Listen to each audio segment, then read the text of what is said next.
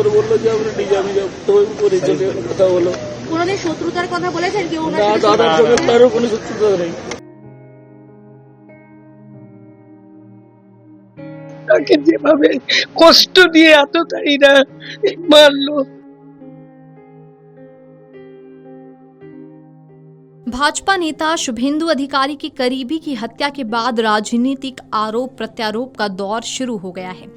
भाजपा ने टीएमसी के शासन में कानून व्यवस्था पूरी तरह ध्वस्त होने का आरोप लगाया। वहीं टीएमसी ने इन आरोपों को खारिज करते हुए भाजपा पर मामले का राजनीतिकरण करने का आरोप लगाया।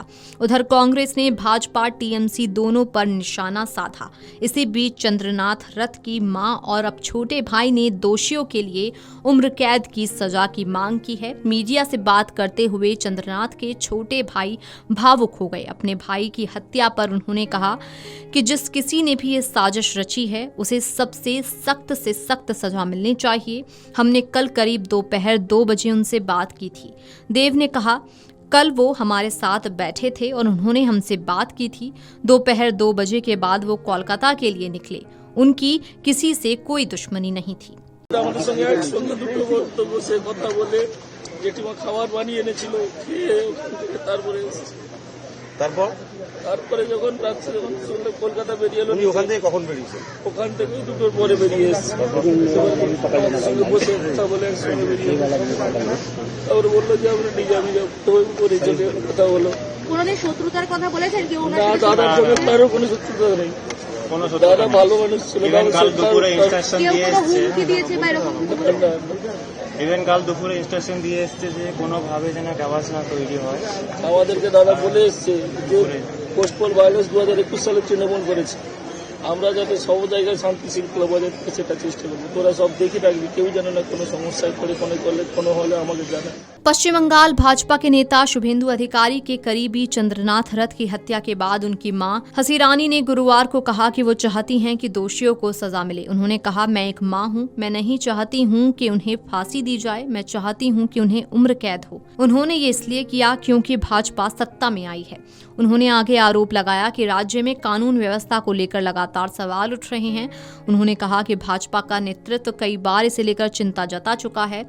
हसीरानी रथ ने यह भी दावा किया कि सत्तारूढ़ दल से जुड़े कई लोगों ने पहले भड़काऊ बयान दिए थे और चुनाव के बाद नतीजों को लेकर धमकियों जैसी बातें कही गई थीं।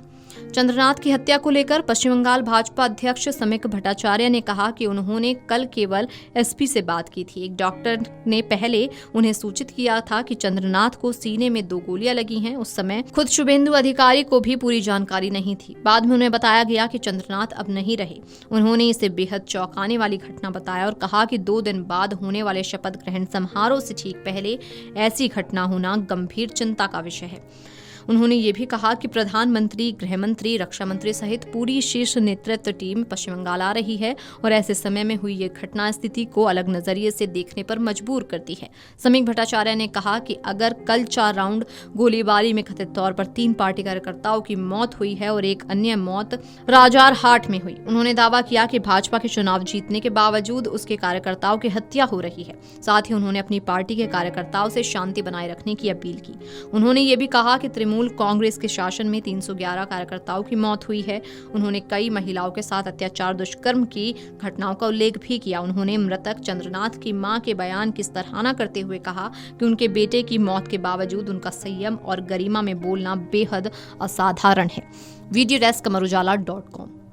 अगर आप ये वीडियो YouTube पर देख रहे हैं तो हमारे चैनल को सब्सक्राइब कर बेल आइकन दबाएं और Facebook पर देख रहे हैं तो हमारे पेज को लाइक करें।